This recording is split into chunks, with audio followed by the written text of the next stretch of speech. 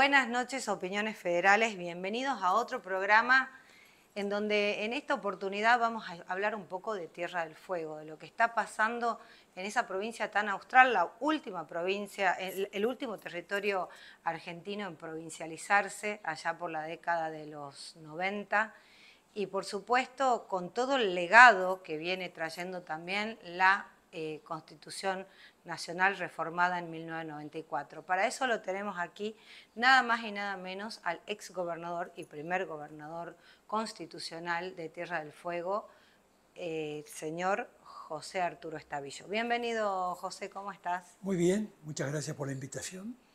Gracias a vos por venir. Al contrario. Quiero un poco hacer historia y saber por qué estamos donde estamos parados a través de lo que fue la reforma de 1994. Vos fuiste convencional constituyente nacional en esa época. Yo era gobernador de la provincia en ese entonces, integré el bloque del Movimiento Popular Fueguino en la elección a convencionales constituyentes nacionales. Se eligieron 305 convencionales constituyentes que reformaron la Constitución Nacional creada en 1853. Creo que es la sexta reforma que tiene la Constitución. De los 305 constituyentes, más del 70% lo componían dos grandes partidos en la Argentina, el Partido Justicialista y el Partido Radical. Digamos que la reforma del año 94 sale de un núcleo de coincidencias básicas que fue conversado entre el expresidente Carlos Menem y el expresidente Raúl Alfonsín. En esa reunión que tienen en Olivos se determinan los aspectos que se van a reformar y por supuesto se agregan dos cuestiones que me parece que fueron, digamos, muy centrales. Primero que el doctor Menem necesitaba un periodo más para completar 10 años de mandato y en el caso del doctor Alfonsín aprovechó para incorporar un senador más, es decir, le pidió, digamos, que se incorporara un senador más, de manera tal que de 48 senadores pasamos a tener 72, es decir, las provincias peronistas entraba un senador radical y de las provincias radicales entraba un senador peronista. En mi caso personal, yo integré el bloque de los partidos provinciales, éramos 28 convencionales constituyentes. ¿De qué provincias, perdón, si Bueno, los recordás? yo recuerdo la provincia de Neuquén con el partido del Movimiento Popular Neuquino, recuerdo a la provincia de Salta con el Partido Renovador Salteños, y había alguna otra provincia con algún candidato. De Corrientes, creo. Corrientes creo que tenía también algún candidato dentro de ese bloque. Éramos 28. Obviamente que recuerdo que la votación digamos, estuvo acordada entre peronistas y radicales. Yo creo que fue una votación a libro cerrado donde me parece que se dio lugar a los discursos que se habían pactado, tanto peronistas como radicales, pero digamos, todos iban con la conducta de acompañar lo que se había acordado. Esto tenía que ver con el acuerdo del Pacto de Olivos, exactamente, ¿no? Eso tenía que ver con el Pacto de Olivos. El grupo de partidos provinciales y otros partidos de menor cuantía dentro de la convención votamos en contra algunos aspectos, como por ejemplo la eliminación del colegio electoral, que en mi opinión me pareció que fue una herida profunda a la República. Y al federalismo. El colegio electoral era más federal, me parecía que daba más participación a los estados provinciales, y de esta manera la elección directa de un presidente lo resuelven 5 distritos en Argentina, 5 o 6 distritos. Y otro de los aspectos que también se consideró fue el tema de la votación referente al balotaje. Es decir, el balotaje, en mi opinión personal, es 50 más un voto, pero no el 45 y no el 40 con 10 puntos de diferencia. Bueno, ahí se nota la decadencia de la política en cuanto a la legitimidad que están buscando a través de la cada vez menor cantidad de votos, porque en definitiva, bueno, entraron ya con el 10%, menos del 10%, ¿cómo era? El 10%, sí, el 10%.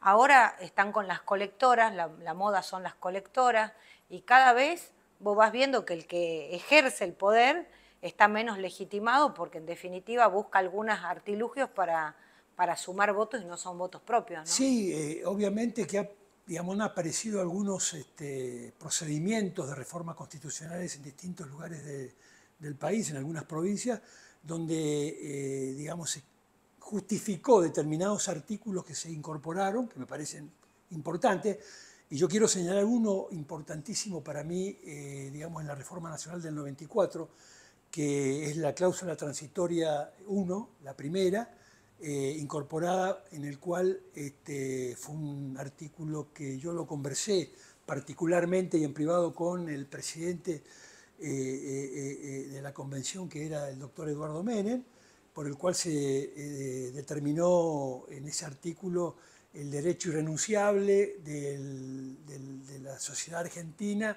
respecto a la soberanía de nuestras Islas Malvinas, que está prevista dentro de la norma constitucional. Así que sí, algunas provincias han incorporado algunos artículos, pero siempre alguna actitud de querer permanecer en el poder, y entonces utilizan ese artilugio de que como la reforma fue en tal fecha se considera el primer periodo de la gobernabilidad del mandatario, entonces se tratan de quedar 3 periodos.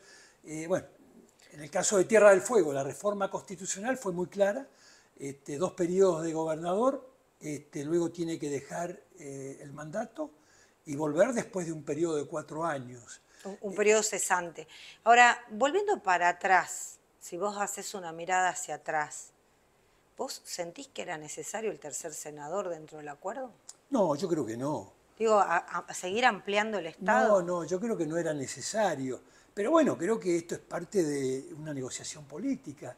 Es decir, insisto, creo que los elementos importantes incorporados como derechos, como algunas instituciones que se fueron agregando a la Constitución, el jefe de gabinete, digamos, la auditoría general en manos de la oposición, el DNU, digamos, la edad de 75 años, el límite para los jueces de la Corte Suprema y de la justicia, de los jueces de la justicia federal.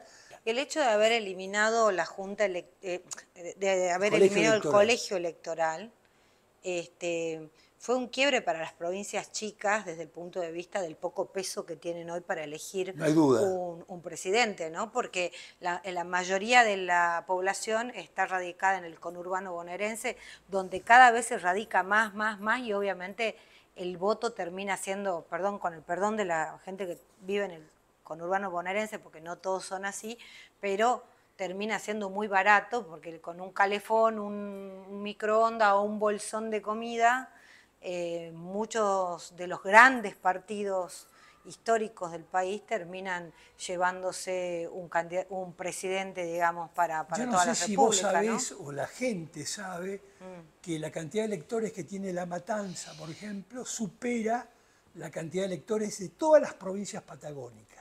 Es decir, las 5 provincias que componen la región patagónica, la cantidad de electores no alcanza a cubrir la cantidad de votos que tiene La Matanza en este caso. Y claro, la provincia de Buenos Aires tiene un peso importante, digamos, en una casi representa el 20 y pico % del electorado argentino.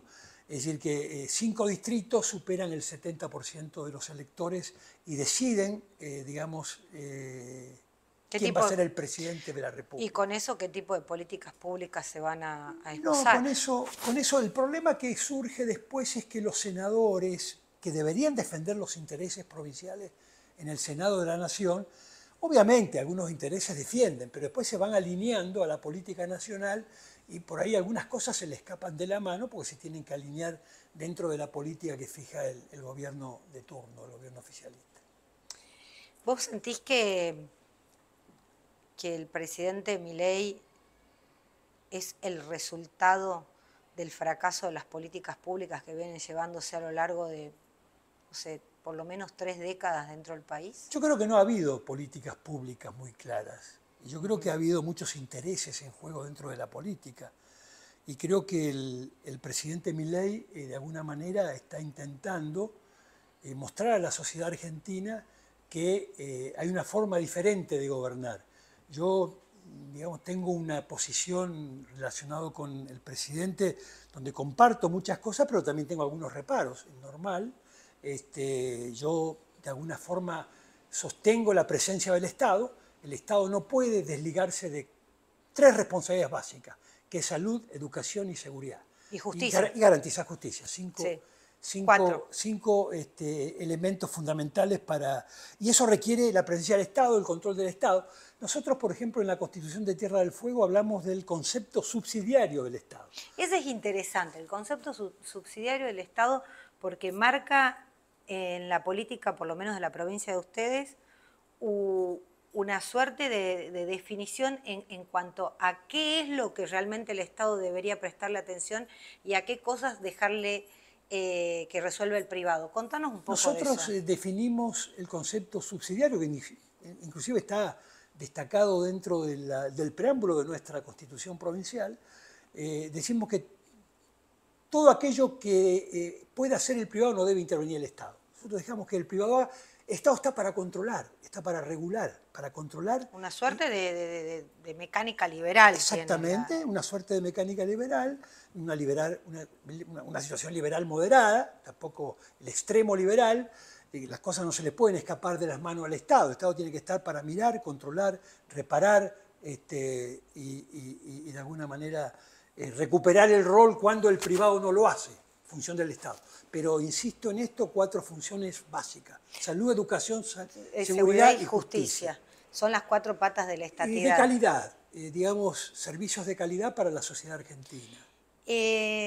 Detrás de bambalinas, como quien dice, me habías contado que en algún momento en tu provincia, cuando vos eras gobernador, considerabas que la educación privada, la asistencia a la educación privada a través de un aporte, para ustedes era importante, dado que desde el Estado ustedes se evitaban sostener el inmueble y pagar algunas otras cosas. Contanos acerca de ese tipo de políticas públicas que vos tenías pensadas para la provincia. Cuando tomamos el primer gobierno constitucional en Tierra del Fuego, donde tuvimos que nacer como provincia, crear los poderes del Estado, este concepto subsidiario lo sentimos fuertemente y lo fuimos trabajando.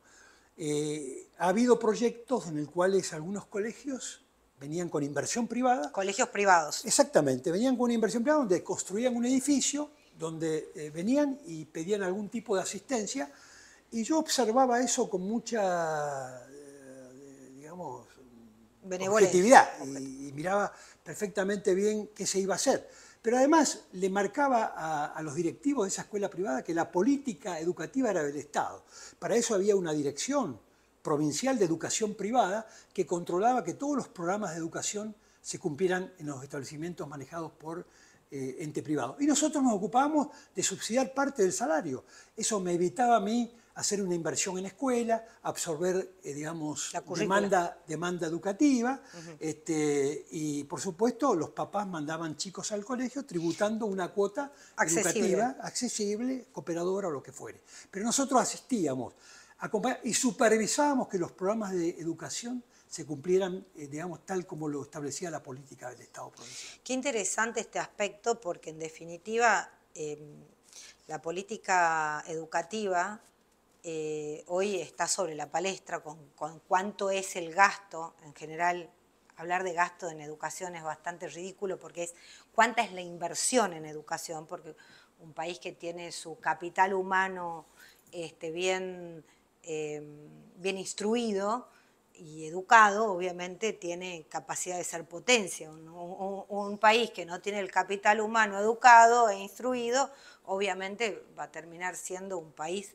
entre comillas, bananero. Pero en definitiva, qué importante esto de subsidiar la política educativa en los colegios privados para que la cuota sea accesible y que de alguna manera el Estado también reduzca la inversión que hace, por lo menos en materia de edilicia, en materia de otros sí, básicamente en materia edilicia, de servicios, de mantenimiento de colegio y demás, pero el Estado siempre con los ojos puestos en el modelo educativo y en la política que fija como ente que conduce la educación pública, en este caso en mi provincia.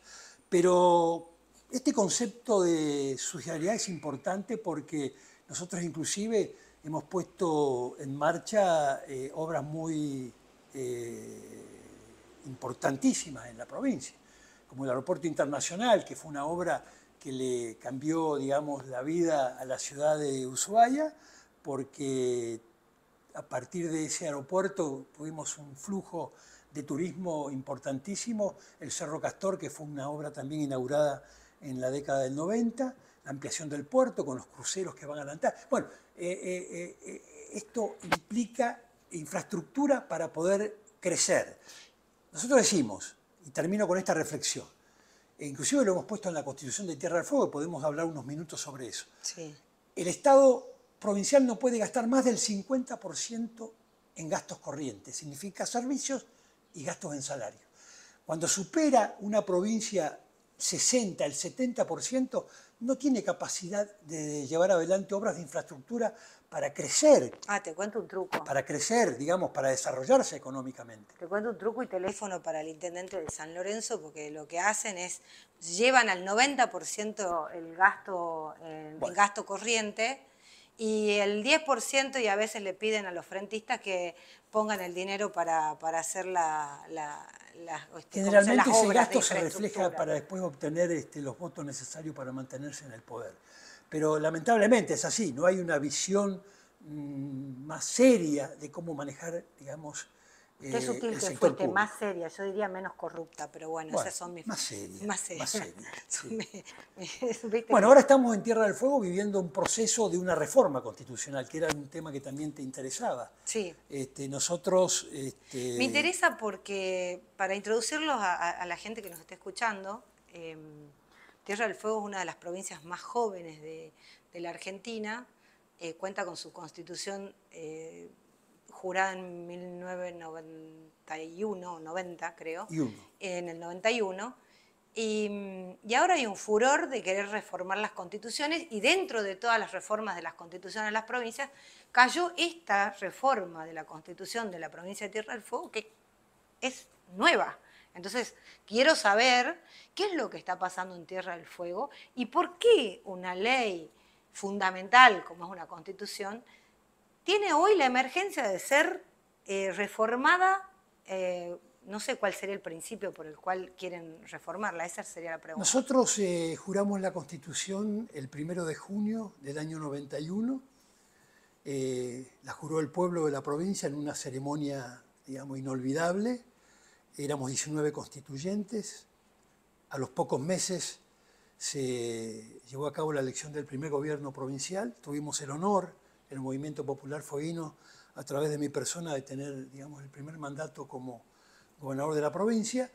Repetimos en el 95. Pero lo que quiero... O sea que fuiste gobernador durante 2 periodos. Exactamente. Lo que quiero decir es que apareció una reforma parcial, con una serie de artículos, de una ley sancionada por la Cámara el año pasado, que fue la última sesión del diciembre del año 2023, donde establecía, digamos, la necesidad de una reforma. El gobernador dicta un decreto, ya convoca una elección. El gobernador Melella, que está ahora. El actual gobernador de la provincia, Gustavo Melella, dicta un decreto convocando una elección de convencionales constituyentes, que es la cantidad de legisladores, 15 convencionales constituyentes, y un legislador provincial hace un recurso, digamos, un recurso en la justicia, una declaración de certeza. Digamos, esto es una gestión que se hace en el Superior Tribunal. El Superior Tribunal se expide dándole fundamento a su resolución y suspende el acto eleccionario y le da lugar a que la provincia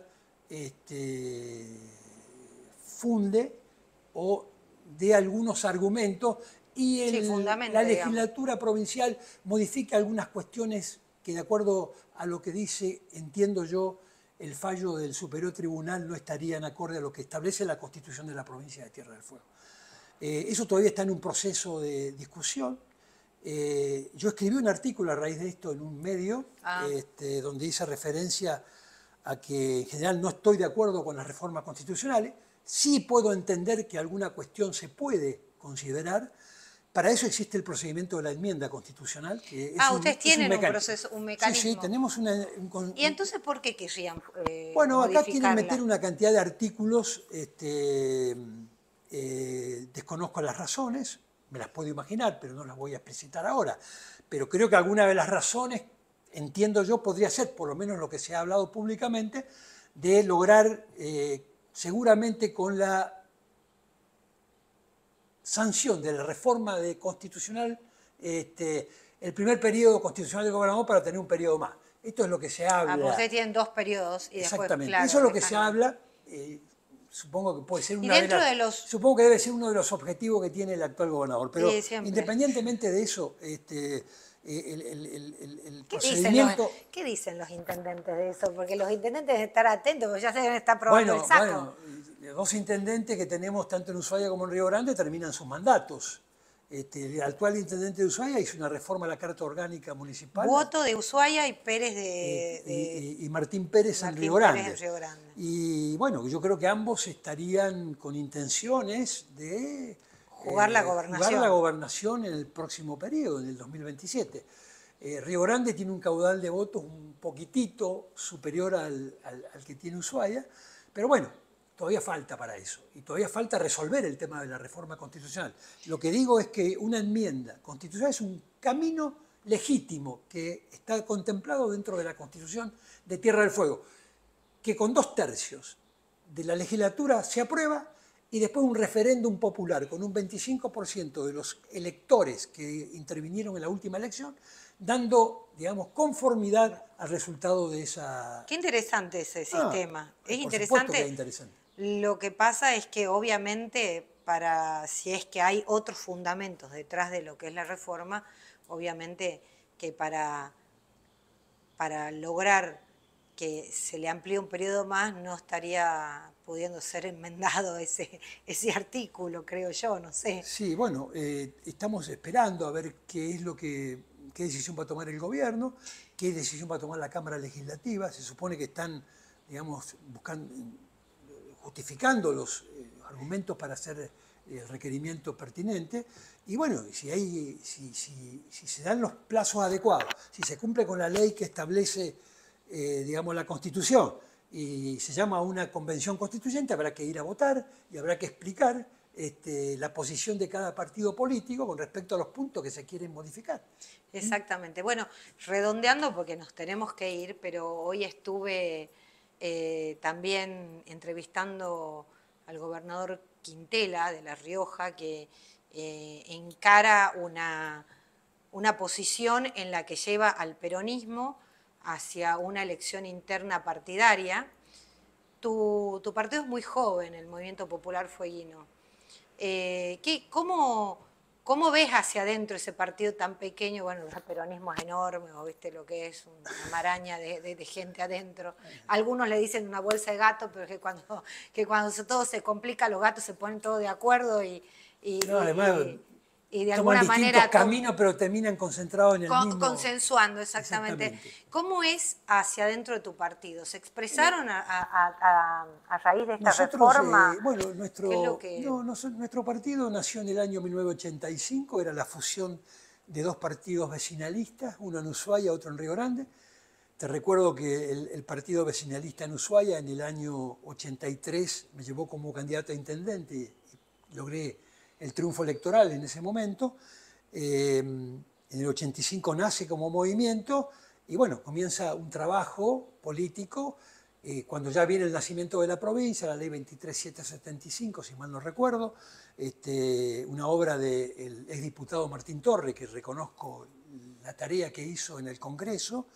También, por supuesto, Esther Fadul y tantos diputados que en la década del 70, como el ex gobernador Campos, que estuvieron en la Cámara de Diputados de la Nación. Bueno, el tema de la provincialización de Tierra del Fuego se venía charlando hacía mucho tiempo, ya de la década del 70, 80. Yo recuerdo cuando vino el doctor Alfonsín, que yo era intendente, hablamos sobre el tema de la provincialización. Él tenía un proyecto para la provincialización, pero bueno, después quedó cajoneado, mejor dicho, y después nace en la década del 80, fines del 80, y en el 89, si mal no recuerdo, 90, se sanciona la ley. Nace la provincia grande, que por supuesto la veta el presidente Menem, porque le generaba un conflicto con motivo de Malvinas, pero después se insiste y la provincia queda constituida como Con provincia de Malvinas. Tierra del Fuego, Antártida e Islas del Atlántico Sur. Qué importante. Pero bueno, nuestro partido es un partido fue muy fuerte en esa época, en la década del 90, y después, bueno, se produce, digamos, el desgaste propio de, bueno, la Quizás dirigencia. la falta de un líder, ¿no? También eso tiene También que ver es con probable, la falta de liderazgo. es probable. Bueno, yo terminé mi segundo periodo, vine a ocupar un cargo nacional, estuve muchos años, pero bueno, el partido tuvo algunos tropezones después, hubo intentos del exintendente y ex senador Garramuño, que no alcanzó, pero bueno, tiene vida, esperemos que se pueda reconstruir y bueno, hoy el partido está dentro de un frente con el gobierno de Gustavo Melella.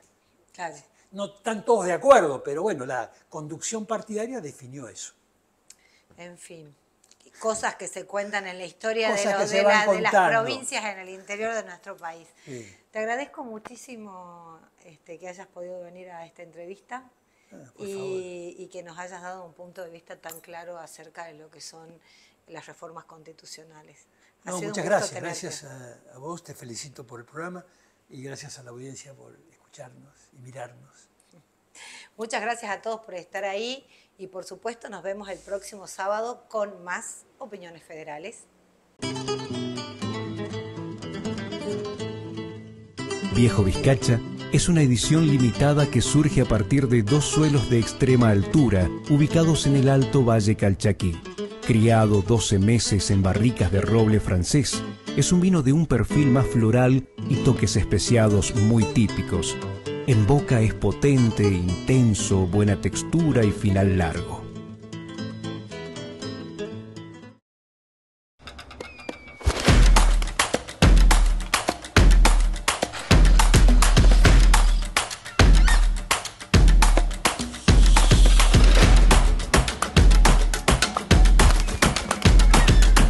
Capacitate de forma fácil y gratuita. Accede al Instituto Legislativo de Capacitación Permanente en legislatura.gov.ar. Legislatura porteña. Nos une la ciudad.